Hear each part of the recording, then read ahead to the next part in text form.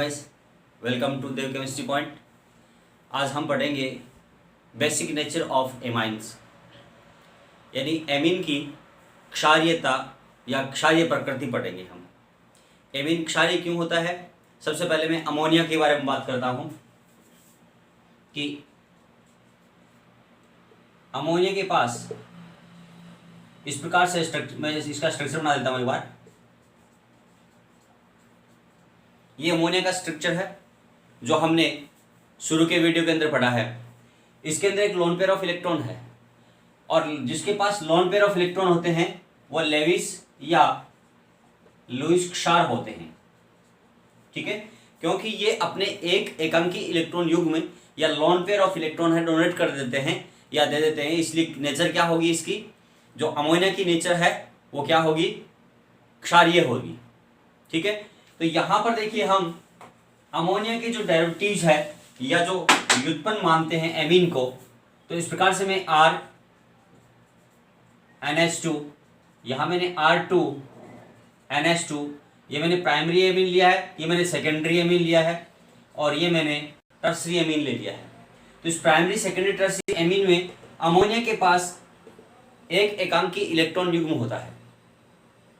यहाँ ये एक एकांकी इलेक्ट्रॉन युग्म होने के कारण ये अपने जो लोन पेयर ऑफ इलेक्ट्रॉन है या एकांकी इलेक्ट्रॉन युग्म है वो डोनेट कर देते हैं और इसीलिए इनकी नेचर क्या होती है, क्षारीय होती है या बेसिक नेचर इनकी होती है। अब बहुत सारे कंपटीशन एग्जाम्स के अंदर है वो बहुत मैं ये कहूँ कि मोस्ट इंपॉर्टेंट प्रश्न बनता है कि इनके एमाइंस के जो बेसिसिटी के जो ऑर्डर है, क्षारीयता के जो क्रम है वो क्रम पूछ लेते हैं। प्राथमिक एमीन दे दिया, द्वितीयक एमीन का ऑर्डर दे दिया, तृतीयक एमीन का ऑर्डर दे दिया, या इसके साथ अमोनिया दे दे या फिर इसके साथ एनिलीन दे दे। तो हम आज पढ़ेंगे एक तो अमोनिया का, उसके साथ एमाइन का और एक एनिलीन का। इन तीनों के हम क्षारीयता का क्रम और क्षारीय प्रकृति किसकी ज़्यादा होती है किसकी कम होती है ये हम सारा पढ़ेंगे। ठीक है, सबसे पहले देखते हैं हम कि ये क्षारीय गुण किन किन कारणों से प्रदर्शित करते हैं। पहला तो हो गया लोन पेयर ऑफ इलेक्ट्रॉन। क्या हो गया है, लोन पेयर ऑफ इलेक्ट्रॉन के कारण कौन से गुण प्रदर्शित करेंगे, क्षारीय गुण प्रदर्शित करेंगे या बेसिक इन नेचर होते हैं।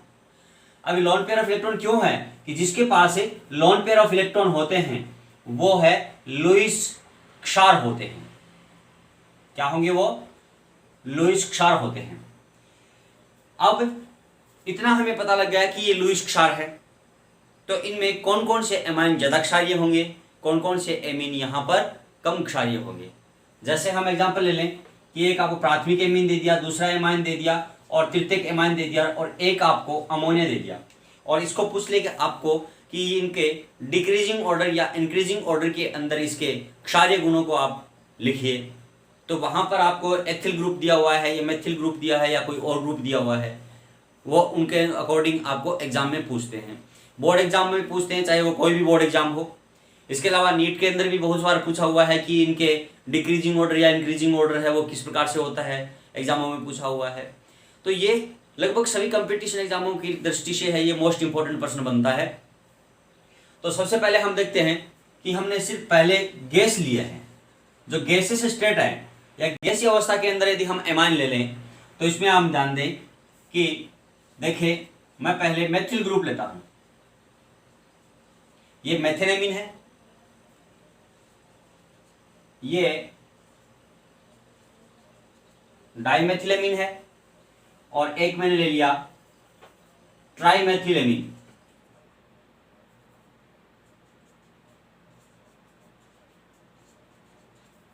तीन मैंने एग्जांपल लिए। सभी नाइट्रोजन के पास एक एक इलेक्ट्रॉन युग्म है जिसको हम कहते हैं लोन पेयर ऑफ इलेक्ट्रॉन और एकांकी इलेक्ट्रॉन युग्म। अब देखिए कि यहां पर जो मेथिल ग्रुप जुड़ा हुआ है ये methyl group plus I effect या धनात्मक प्रेरण प्रभाव, जिसे इंग्लिश में कहते हैं हम पॉजिटिव इंडक्टिव इफेक्ट, शो करते हैं या प्रदर्शित करते हैं।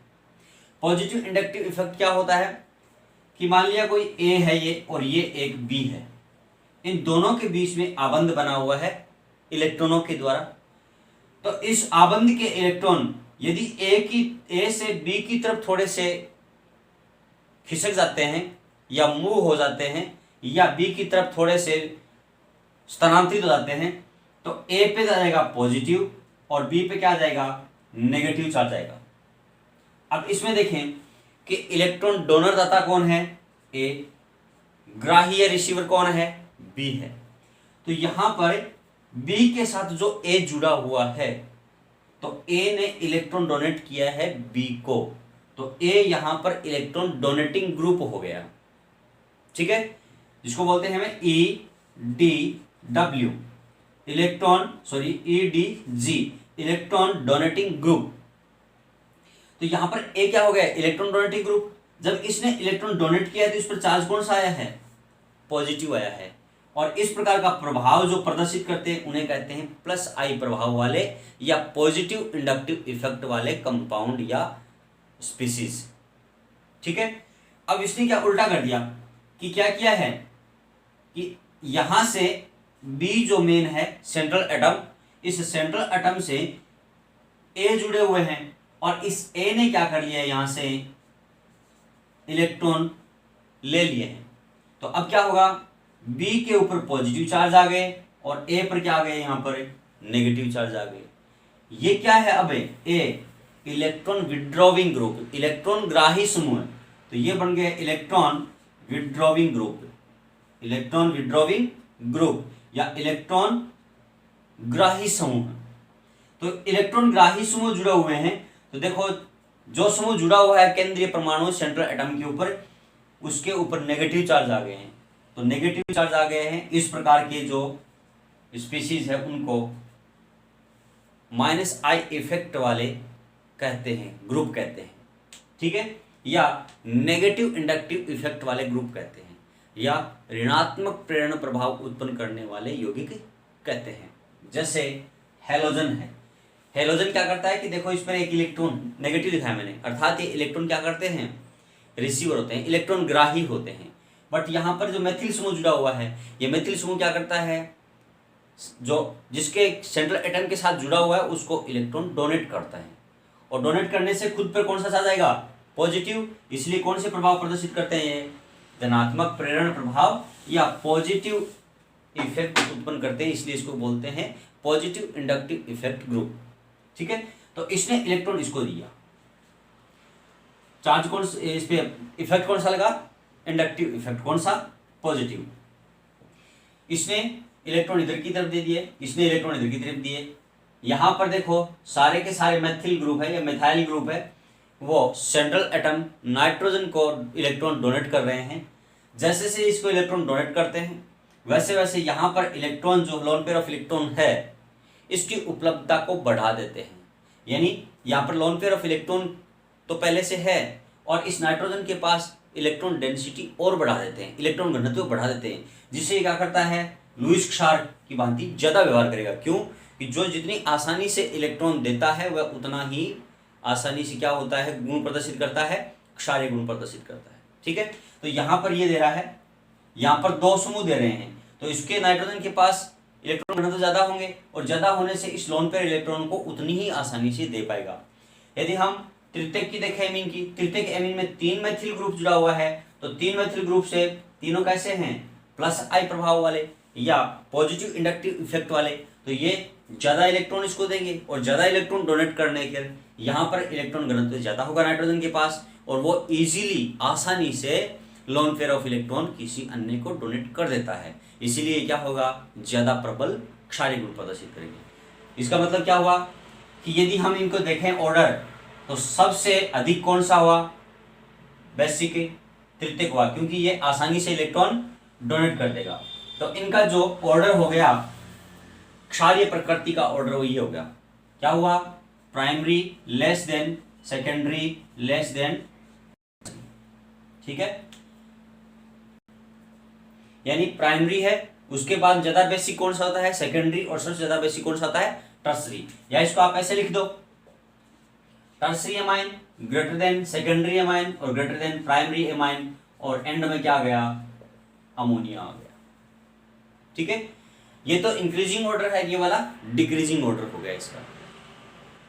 अब देखें, ये तो सिर्फ गैसियस स्टेट के अंदर है, बट यदि हम इसको एक्वस स्टेट के अंदर ले लें, तो एक्वस स्टेट के अंदर लें तो यहां पर थोड़ा इफेक्ट अलग हो जाएगा।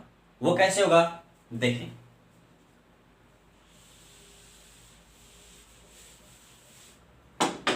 यानी पहला हमने लिया प्लस आई इफेक्ट, दूसरा हम ले लें एक्वस सॉल्यूशन, या इसका ले लें हम सॉल्वेशन।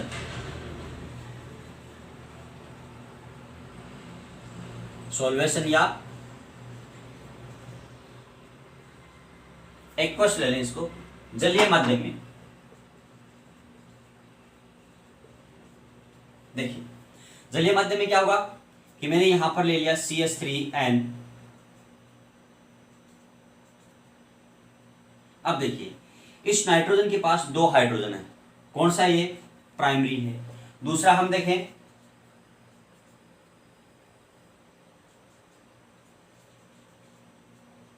इस नाइट्रोजन के पास एक हाइड्रोजन है, कौन सा ये सेकेंडरी है।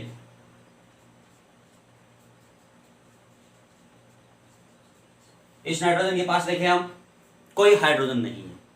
इट मीन्स कि ये तो जल के साथ दो हाइड्रोजन बॉन्ड फॉर्म करेंगे, ये जल के साथ एक हाइड्रोजन बॉन्ड फॉर्म करेंगे, और ये जल के साथ कोई भी हाइड्रोजन बॉन्ड का फॉर्मेशन नहीं करेंगे।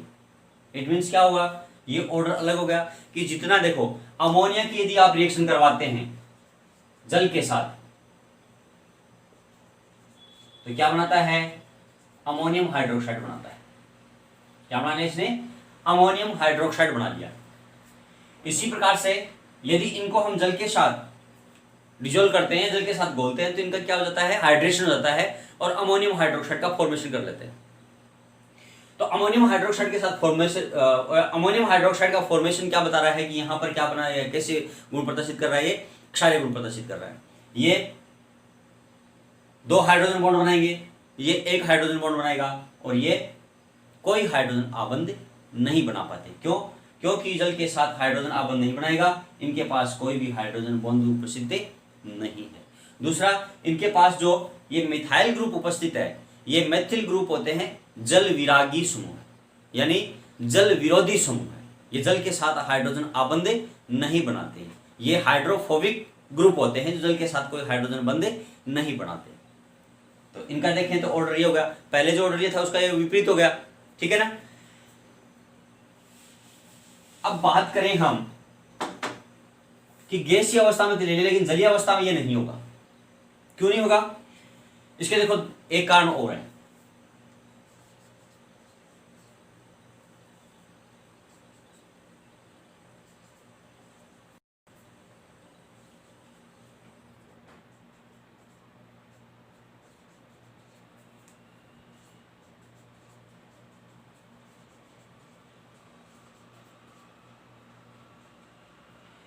यहां देखिए तीनों के अंदर, अब यदि इसका हम ऑर्डर देखें तो सेकेंडरी एमीन है, ये दो मेथिल ग्रुप से चारों ओर से घिरा हुआ है।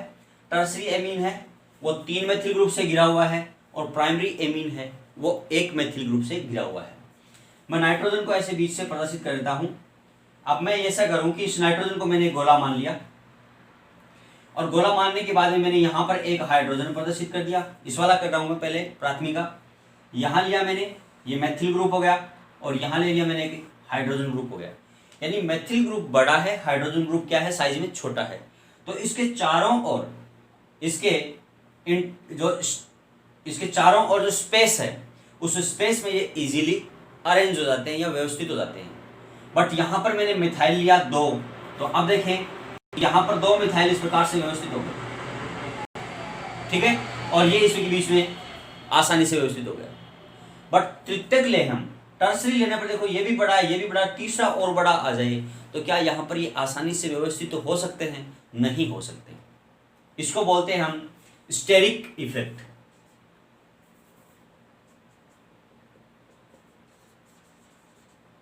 स्टेरिक इफेक्ट यानी त्रिविम प्रभाव या त्रिविम बाधा।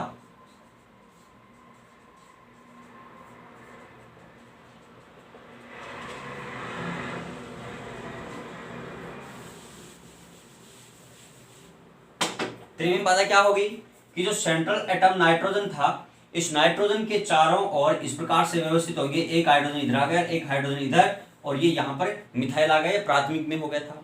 बट सेकेंडरी लेते हैं तो सेकेंडरी के अंदर ये मेथिल ग्रुप है, वो क्या हो गया, बढ़ता गया, और मेथिल ग्रुप जैसे से बढ़ता है तो इसके चारों ओर स्पेस में वो आसानी से व्यवस्थित नहीं हो पाएंगे, और नहीं हो पाएंगे तो जो मॉलिक्यूल क्या हो जाएगा, वो अनस्टेबल हो जाएगा, और जितना अनस्टेबल होता है वह उतना ही कम क्रियाशील होता है, ज़्यादा क्रियाशील होता है। ठीक है, जो ज़्यादा स्टेबल है वो कम रिएक्टिविटी है या कम क्रियाशील है। तो इनके बेसिक गुण हैं वो अब देखें तो हमने गैसीय अवस्था में देखा, तो गैसीय अवस्था के अंदर कौन से थे, प्राथमिक सर्वाधिक था, सेकेंडरी उसके बाद, और उसके बाद एक टर्सरी था, और सबसे कम कौन सा हो गया था, NH3। सॉरी उल्टा ले लिया हमने, टर्सरी सबसे ज्यादा, सेकेंडरी उससे कम, प्राइमरी उससे कम, और अमोनिया सबसे कम क्षारीय होता है। ये क्रम हो गया था गैसीय अवस्था के अंदर। गैसीय अवस्था के अंदर कोई प्रभाव इन पे प्रभावी नहीं होता, बट यदि हम इसको क्षारीय गुण देखें और उसको हम एक्वस सॉल्यूशन या जलीय विलयन ले, हम उस अवस्था के अंदर ये कौन कौन से प्रभाव प्रभावित होते हैं। एक तो यहाँ पर आई प्रभाव जो किसमें था, गैसीय अवस्था में भी था, एक इसका सॉल्वेशन का हो गया, और एक इसका स्टेरिक इफेक्ट या त्रिविमीय बाधा उत्पन्न हो गई। इन दोनों प्रभावों के कारण ये वाली जो गुण है कौन से, कि तृतीयक एमीन सर्वाधिक क्षारीय, फिर उसके बाद में सेकेंडरी द्वितीयक, और उसके बाद में प्राथमिक और सबसे कम अमोनिया। ये प्रभाव यहाँ से इन कौन कौन से प्लस आई प्रभाव और साथ में सॉल्वेशन और स्टेरिक इफेक्ट या त्रिविम बाधा के कारण ये जो ऑर्डर है ये परिवर्तित हो जाता है। ठीक है, और परिवर्तित होने पर इनकी जो क्षारीयता का जो क्रम है वो इस प्रकार से हो जाता है। देखिए, सबसे पहले यदि आप नाइट्रोजन के पास केवल मेथिल ग्रुप जुड़ा हुआ हो, ठीक है ना, तो मेथिल ग्रुप जुड़ा होने के कारण इसका जो देखें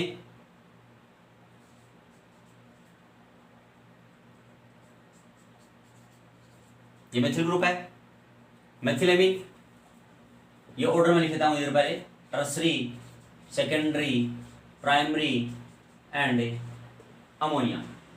ये गैसीय स्टेट के अंदर है। अब एक क्वेश्चन किस प्रकार से होगा देखो,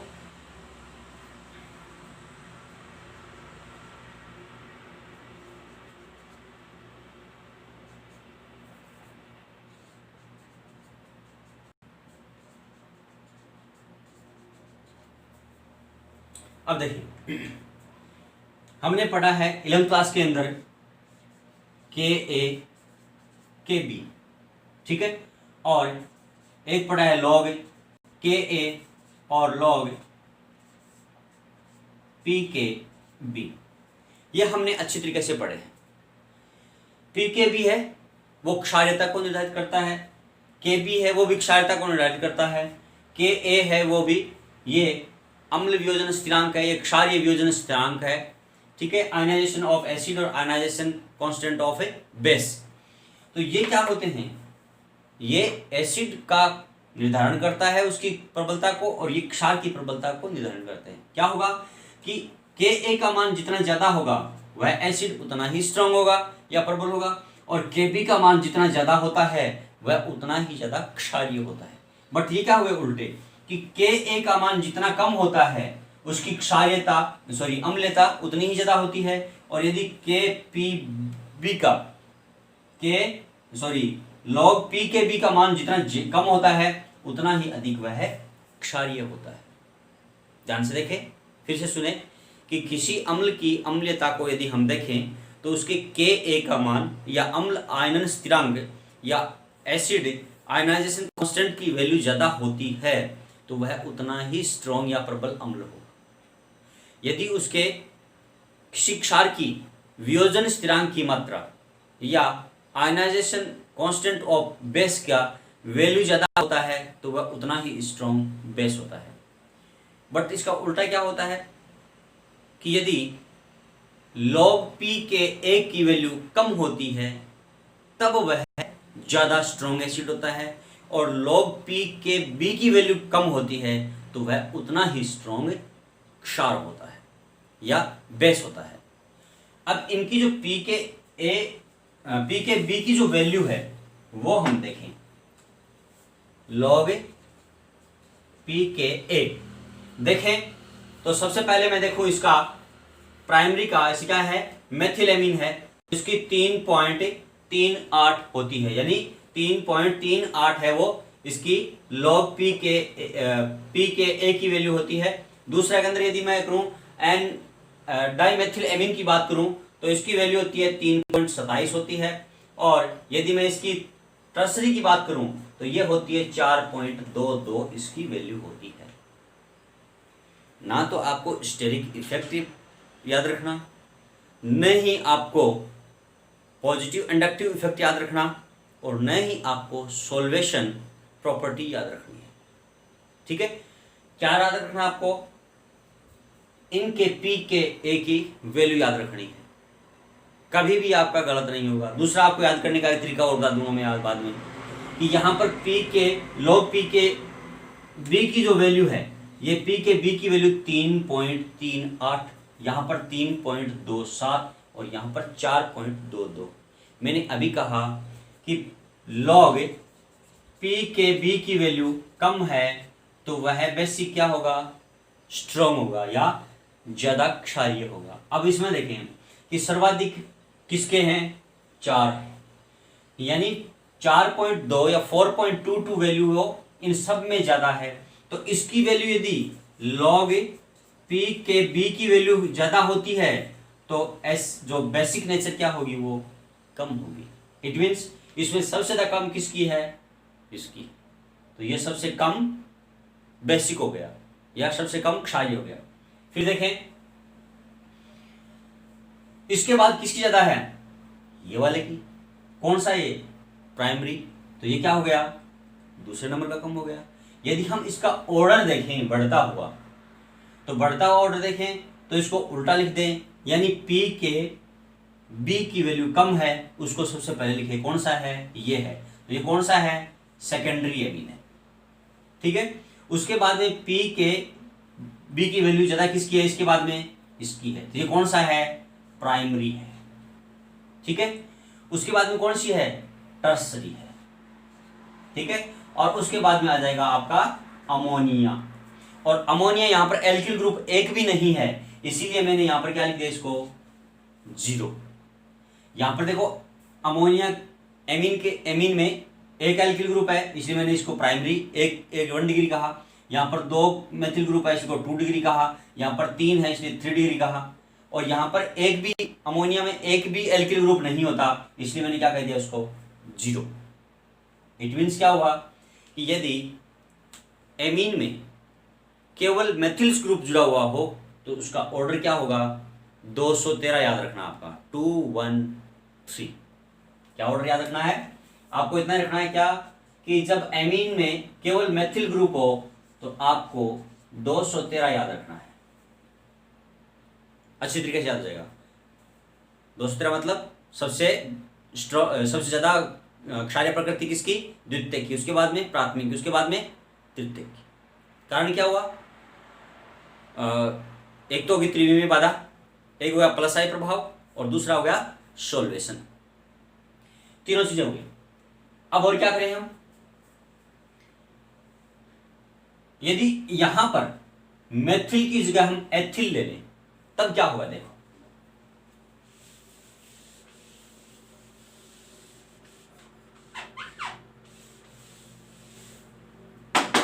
अब मैं ले लिया एथिल, ये ग्रुप हो तो क्या होगा? सबसे पहले लिया मैंने एथेनेमीन, फिर लिया मैंने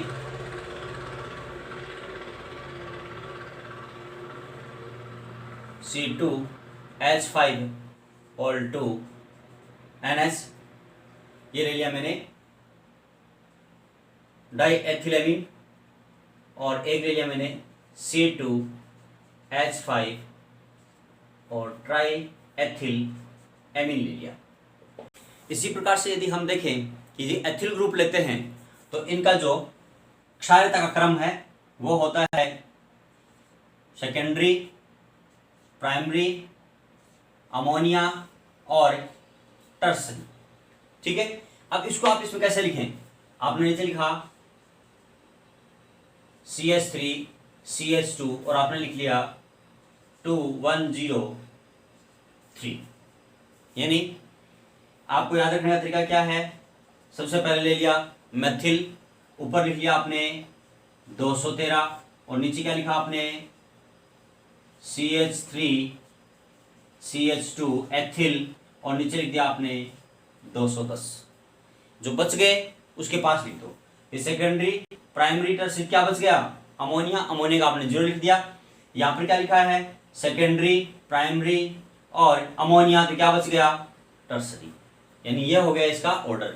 यदि एथिल ग्रुप होता है तो इसका ऑर्डर ये होता है कि सर्वाधिक जो क्षारीय है वो सेकेंडरी होता है, उसके बाद प्राइमरी होता है, उसके बाद में अमोनिया होता है। अमोनिया से कम होता है तृतीयक। कब? जब यहाँ पर एथिल ग्रुप होता है, क्योंकि एथिल ग्रुप का साइज है वो बहुत ज्यादा बड़ा हो जाता है और बड़ा होने के कारण ये है और कम क्षारीय हो जाता है। इसकी बात करें तो सबसे पहले मेथिल ग्रुप होता है तो द्वितीयक सर्वाधिक होता है, प्राथमिक उससे कम होता है और तृतीयक कम होता है, सबसे कम हो जाता है अमोनिया। क्षारीय प्रकृति सबसे कम हो जाती है। और यदि हम देखें इनके अंदर जो लॉग के अकॉर्डिंग यदि हम देखना चाहें तो लॉग में इसका की वैल्यू होती है 2.29 और इसकी वैल्यू होती है ये प्राइमरी हो गया और ये हो गया सेकेंडरी। सेकेंडरी की वैल्यू होती है 3, ठीक है ना, 3.00। लॉग पी के बी की वैल्यू थी इसकी 3.00 और प्राइमरी की कितनी हुई? 3.29। ठीक है, तो इसकी 3.29 है, इसलिए क्या हो गया? इससे कम क्षारीय हो गया ये। इसकी वैल्यू 3.00 है तो ये सर्वाधिक हो गया, तो द्वितीयक हो गया। फिर कौन सा ये 3.29 है तो ये कम हो गया, जबकि ये कितना होता है? 3.3 से थोड़ा सा ज्यादा होता है, इसलिए इसकी वैल्यू क्या हो गई? ज्यादा हो गई। ठीक है ना, तो इसकी वैल्यू तो हमने बता दी 3.29 और इसकी वैल्यू कितनी होती है? 3.00 और इसकी वैल्यू है वो अप्रोक्सीमेट 3.3 के होती है। इट मीन्स ये पहले कौन सा हुआ? सबसे कम ये है, उसके बाद में ये और उसके बाद में ये। देखो सेकेंडरी, फिर प्राइमरी, फिर क्या आएगा? अमोनिया और उसकी क्या बात रहेगा? तृतीयक एमीन आता है। ठीक है, तो इस प्रकार से जिनका अमोनिया का एमीन का है वो क्षारीयता का क्रम होता है, जिसमें हम 3 प्रभाव को प्रभावी मानते हैं। कौन कौन सा हो गया? एक तो हो गया प्लस आई प्रभाव, दूसरा हो गया अपना सोल्वेशन और तीसरा हो गया इसके अंदर स्टेरिक या त्रिविमीय बाधा। Okay, thank you.